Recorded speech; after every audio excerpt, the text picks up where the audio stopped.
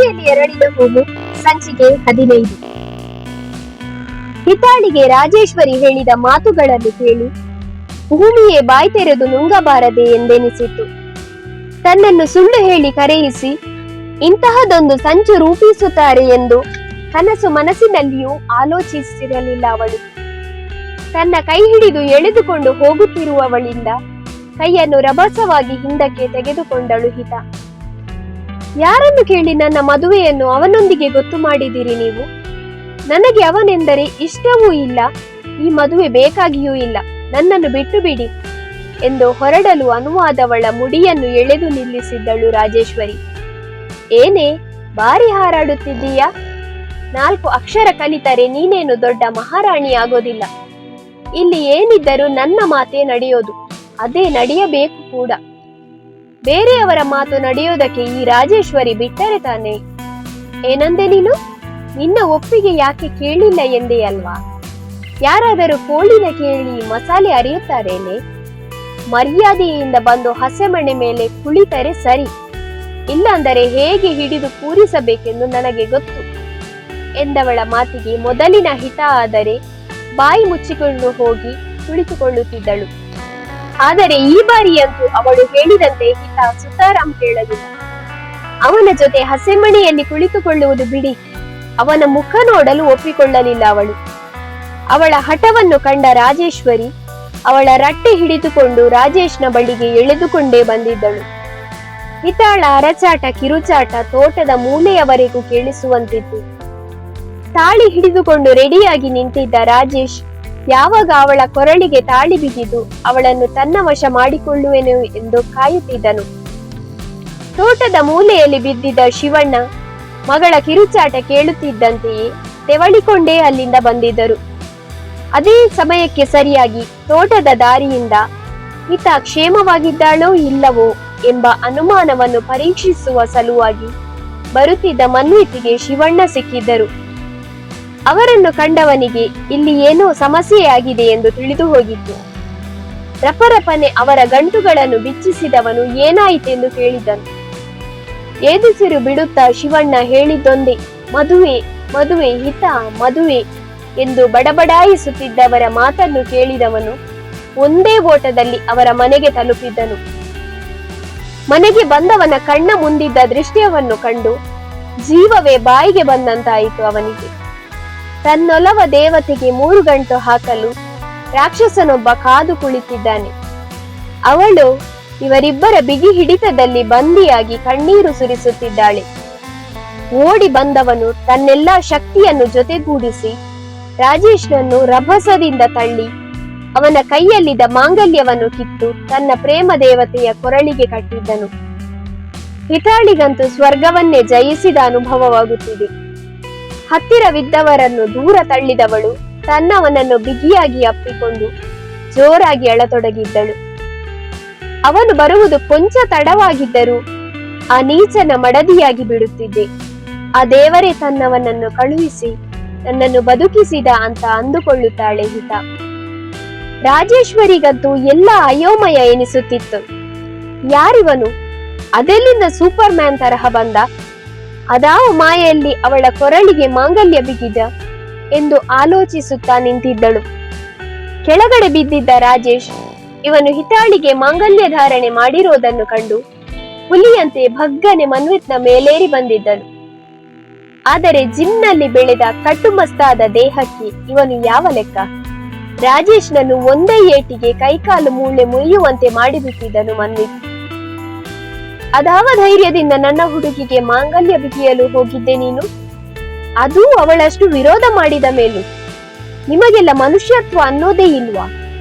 ಇದೇ ಕೊನೆ, ಇನ್ನೊಂದು ಸಾರಿ ಅವಳ ತಂಟೆಗೆ ಬರುವುದು ಬಿಡಿ. ಅವಳ ಹೆಸರು ನಿಮ್ಮ ಬಾಯಲ್ಲಿ ಬಂದರೂ ನಿಮ್ಮನ್ನು ಹುಟ್ಟಿಲ್ಲ ಅಂತ ಅನಿಸಿಬಿಡ್ತೇನೆ. ಈ ವಾರ್ನಿಂಗ್ ಒಬ್ಬರಿಗೆ ಮಾತ್ರ ಅಲ್ಲ, ಪಕ್ಕದಲ್ಲಿ ನಿಂತಿದ್ದ ನಿಮ್ಮಿಬ್ಬರಿಗೂ ಸೇರಿಸಿಕೊಡ್ತಾ ಇದ್ದೇನೆ ಎಂದು ರಾಜೇಶ್ವರಿ ಹಾಗೂ ಸುಷ್ಮಿತಾಳಿಗೂ ಬೆರಳು ಮಾಡಿ ತೋರಿಸಿದ್ದನು. ಅವನ ಗರ್ಜನೆಗೆ 3 ಜನರು ನಡುಗಿ ಹೋಗಿದ್ದರು. ತೋಟದಿಂದ ಮನ ಕಡೆಗೆ ಬಂದ ಶಿವಣ್ಣ ಪೊಲೀಸರು ಹಾಗೂ ಚೇರ್ಮನ್ ರಾಮೇಗೌಡರ ಜೊತೆಗೆ ಮನ್ವಿತ್ನ ಇಡೀ ಫ್ಯಾಮಿಲಿ ಎಲ್ಲರನ್ನು ಕರೆದುಕೊಂಡು ಬಂದಿದ್ದರು. ಮನೆಯೊಳಗೆ ಬಂದ ಪೊಲೀಸರಿಗೆ ಅಲ್ಲಿನ ಪರಿಸ್ಥಿತಿ ಕಂಡು ಏನಾಗಿರಬಹುದೆಂಬ ಅಂದಾಜು ಸಿಕ್ಕಿತ್ತು. ಎದುರು ಬಂದ ಶಿವಣ್ಣ, ನೋಡಿ ಸರ್, ನನ್ನ ಮಗಳ ಹೆಸರಿನಲ್ಲಿರುವ ಆಸ್ತಿಯನ್ನು ಒಡೆಯುವುದಕ್ಕಾಗಿ ಅವಳನ್ನು ಬಲವಂತವಾಗಿ ಮದುವೆ ಮಾಡಿಸಲು ನೋಡಿದ್ದಾರೆ. ಇಷ್ಟಲ್ಲದೆ ವಿರೋಧಿಸಲು ಹೋದ ನನಗೂ ಹೊಡೆದು ಕಟ್ಟಿ ಹಾಕಿದ್ದಾರೆ. ಇಂತಹ ನರರೂಪದ ರಕ್ಕಸರಿಗೆ ಅದೇನು ಶಿಕ್ಷೆ ಕೊಡುತ್ತೀರೋ ಕೊಡಿ.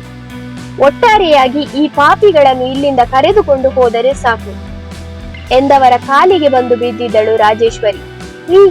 ಆತರ ಎಲ್ಲ ಮಾಡಬೇಡ್ರಿ.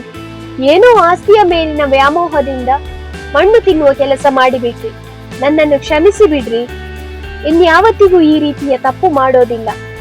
ನನ್ನಿಂದಾಗಿ ನನ್ನ ಮಗಳಿಗೂ ಶಿಕ್ಷೆಯಾಗೋದು ಬೇಡರಿ ಎಂದು ಪರಿಪರಿಯಾಗಿ ಬೇಡಿಕೊಂಡರು. ಆದರೆ ಅವರು ಮಾಡಿದ ದುಷ್ಟ ಕೆಲಸಗಳಿಂದ ಶಿವಣ್ಣನವರು ಅವರ ಮೇಲಿನ ನಂಬಿಕೆಯನ್ನೇ ಕಳೆದುಕೊಂಡಿದ್ದರು. ತಾಯಿಯಂತೆ ಮಗಳು, ನೂಲಿನಂತೆ ಸೀರೆ ಎನ್ನುವಂತೆ ನಿನ್ನ ದುರ್ಬುದ್ಧಿಗಳಿಗೆಲ್ಲ ಅವಳು ಹೆಗಲಾಗಿದ್ದಳು ತಾನೆ. ಅವಳು ಚೂರು ಅನುಭವಿಸಲಿ ಬಿಡು ಎಂದವರ ಮನದಲ್ಲಿ ಮಗಳು, ಹೆಂಡತಿ ಎಂಬ ಯಾವ ಭಾವನೆಯೂ ಉಳಿದಿರಲಿಲ್ಲ. ಹಿತ ಅಂತೂ ಮನ್ವಿತ್ನ ಅಪ್ಪಿ ಹಿಡಿದುಕೊಂಡವಳು ಇನ್ನೂ ಬಿಟ್ಟಿರಲಿಲ್ಲ. ಅಲ್ಲಿ ನಡೆದ ಘಟನೆಯು ಅವಳನ್ನು ಆ ರೀತಿ ಭಯಭೀತಳನ್ನಾಗಿ ಮಾಡಿತ್ತು. ಇನ್ನೂ ಅಳುತ್ತಲೇ ಇರುವ ಹಿತಾಳನ್ನು ಕಂಡ ಮನ್ವಿತ್, ಮುದ್ದು, ಇನ್ನೂ ಯಾಕೆ ಅಳ್ತಾ ಇದೀಯಾ? ನೀನೀಗ ಈ ಮನ್ವಿತ್ನ ಹೆಂಡತಿ. ಇನ್ನು ನಿನಗೆ ಯಾವ ಕಷ್ಟವೂ ಇರುವುದಿಲ್ಲ. ನಿನ್ನನ್ನು ಕಣ್ಣಲ್ಲಿ ಕಣ್ಣಿಟ್ಟು ನೋಡಿಕೊಳ್ಳುವ ಜವಾಬ್ದಾರಿ ನನ್ನದು. ನನ್ನ ಬಂಗಾರ ಅಲ್ವಾ, ಪ್ಲೀಸ್ ಅಳಬೇಡ ಎಂದು ಜೋರಾಗಿ ಅಳುತ್ತಿದ್ದವಳನ್ನು ಇನ್ನಷ್ಟು ಬಿಗಿಯಾಗಿ ಹಿಡಿದುಕೊಂಡು ಮುದ್ದಿಸಿ ರಮಿಸಿದ್ದನು. ಪೊಲೀಸರು ಮೂವರು ದ್ರೋಹಿಗಳನ್ನು ಎಳೆದುಕೊಂಡು ಹೋಗುತ್ತಿದ್ದಂತೆ ಮುಂದೆ ಬಂದ ಶಾಲಿನಿ, ಶೇಖರ್, ಶಿವಣ್ಣನವರೇ, ಮದುವೆ ಏನೋ ಅವಸರವಾಗಿ ನಡೆದು ಹೋಯಿತು. ನೀವೇನು ಅಂದುಕೊಳ್ಳುವುದಿಲ್ಲ ಎಂದರೆ ಇದೇ ಊರಿನ ದೇವಸ್ಥಾನದಲ್ಲಿ ಶಾಸ್ತ್ರಬದ್ಧವಾಗಿ ಇನ್ನೊಂದು ಬಾರಿ ಮದುವೆಯನ್ನು ಮಾಡೋಣವೇ? ಅಯ್ಯೋ ಅಮ್ಮವ್ರೆ, ನನ್ನ ಮಗಳು ಹುಟ್ಟಿನಿಂದಲೇ ತೀರಾ ಕಷ್ಟದಲ್ಲಿ ಬೆಳೆದವಳು. ಇನ್ನು ಮೇಲೆ ಅವಳ ಜೀವನ ಒಳ್ಳೆಯದಿರುತ್ತದೆ ಎಂದು ತಿಳಿದ ಮೇಲೆ ನಾನೇಕೆ ಮರು ನುಡಿಯಲಿ? ನನ್ನ ಕೂಸಿಗೆ ಒಳಿತಾದರೆ ನನಗಷ್ಟೇ ಸಾಕು ಎಂದವರು ತುಂಬಿದ ಕಣ್ಣನ್ನು ಒರೆಸಿಕೊಂಡಿದ್ದರು. ಊರ ಜನರ ಸಮ್ಮುಖದಲ್ಲಿ ಮತ್ತೊಮ್ಮೆ ಶಾಸ್ತ್ರಬದ್ಧವಾಗಿ ಮನ್ವಿತ್ ಹಿತ ಸತಿಪತಿಗಳಾಗಿದ್ದರು. ಊರ ಜನರೆಲ್ಲ ಚಿಕ್ಕಮ್ಮ ನೀಡಿದ ಕಷ್ಟದಲ್ಲಿ ಬೆಳೆದ ಮಗಳಿಗೆ ಇನ್ನಾದರೂ ಒಳ್ಳೆಯದಾಗಲಿ ಎಂದು ಮನಸಾರೆ ಹಾರೈಸಿದ್ದರು. ಮನ್ವಿತ್ನ ಕೈ ಹಿಡಿದ ಹಿತ ಒಂದು ಬಾರಿ ತವರನ್ನು ಹಿಂತಿರುಗಿ ನೋಡುತ್ತಾಳೆ. ಅವಳಿಗೆ ಅದು ಹಾಲುಂಡ ತವರಂತೆ ಕಾಣಲಿಲ್ಲ. ಬದಲಿಗೆ ಕ್ಷಣ ಕ್ಷಣಕ್ಕೂ ನೆತ್ತರು ಹೀರಿದ ಜಿಗಣೆಯಂತೆ ಕಾಣಿಸುತ್ತದೆ. ಮನೆಯ ಮೂಲೆ ಮೂಲೆಗಳಲ್ಲಿಯೂ ತನ್ನ ಕಣ್ಣೀರೇ ಕಂಡಂತಾಯಿತು. ತನ್ನವನ ಕೈಯನ್ನು ಬಿಗಿಯಾಗಿ ಹಿಡಿದುಕೊಂಡವಳು ಇನ್ನೆಂದೂ ತಿರುಗಿ ನೋಡದೆ ಹೊರಟೇ ಹೋದಳು. 4 ವರ್ಷಗಳ ನಂತರ ಪುಟ್ಟ ಪೋರ ಮಹಿ ಅಂಗಳದಲ್ಲಿ ತುಂಬೆಲ್ಲ ಶಾಲಿನಿ, ಶೇಖರ್, ಮಾನ್ವಿ, ಶಿವಣ್ಣನವರ ಕೈಗೆ ಸಿಗದೆ ಓಡುತ್ತಿದ್ದಾನೆ. ತನ್ನ ಅತ್ತೆಯ ಸ್ಟೆಥೋಸ್ಕೋಪ್ ಹಿಡಿದು ಓಡುತ್ತಿದ್ದವನು ಯಾರ ಕೈಗೂ ಸಿಗುತ್ತಿಲ್ಲ. ಅತ್ತೆಯ ಹಾಗೆ ತನಗೂ ಸ್ಟೆಥೋಸ್ಕೋಪ್ ಇಟ್ಟುಕೊಂಡು ಪರೀಕ್ಷೆ ಮಾಡಲು ಬಿಡಬೇಕೆನ್ನುವುದು ಅವನ ಹಠ. ಅವರೆಲ್ಲರೂ ಅದಕ್ಕೆ ಒಪ್ಪಿಗೆ ನೀಡಿದ ಮೇಲೆಯೇ ಅವನು ಕೈಗೆ ಸಿಕ್ಕಿದ್ದು. ಅವಸರವಾಗಿ ಸೀರೆಯಿಟ್ಟು ರೆಡಿಯಾಗಿ ಓಡಿ ಬಂದ ಹಿತ, ರೀ, ಬೇಗ ಬನ್ನಿ, ಇವತ್ತು ಇಂಟರ್ನಲ್ಸ್ ಬೇರೆ ಇದೆ. ಲೇಟಾಗಿ ಹೋದರೆ ಆ ಪ್ರಿನ್ಸಿಪಲ್ ಕೈಯಿಂದ ಮಂಗಳಾರತಿ ಮಾಡಿಸೋಬೇಕಾಗುತ್ತೆ ಎಂದು ಹೇಳಿದ್ದಳು. ಯಾರೇ ಅದು ನನ್ನ ಬಂಗಾರಿಗೆ ಬೈಯೋನು? ನನ್ನ ಕೈಗೆ ಸಿಗಲಿ ಅವನು ಎಂದಿದ್ದನು ಮನ್ವಿತ್. ಅದಕ್ಕೇನು ಕಡಿಮೆ ಇಲ್ಲ ಎಂದು ಆಫೀಸ್ಗೆ ಹೊರಟವನ ಟೈ ಸರಿ ಮಾಡಿದವಳು ಅವನ ಹಣೆಗೊಂದು ಮುತ್ತನ್ನಿಟ್ಟು ಲೇಟ್ ಆಯಿತೆಂದು ಅವನನ್ನು ಎಳೆದುಕೊಂಡೇ ಹೊರ ಹೋಗಿದ್ದಳು. ಪುಟ್ಟ ಮಹಿಗೆ ಬಾಯಿ ಎಂದು ಹೇಳಿದ ಹಿತ ಮನ್ವಿತ್ ಹೊರಟು ಹೋಗಿದ್ದರು. ಕಷ್ಟಗಳನ್ನೇ ಕಂಡಿದ್ದ ಹಿತಾಳ ಕತ್ತಲೆಯ ಬಾಳಿನಲ್ಲಿ ಮನ್ವಿತ್ ಬೆಳದಿಂಗಳಾಗಿ ಬಂದಿದ್ದನು. ಶುಭಂ.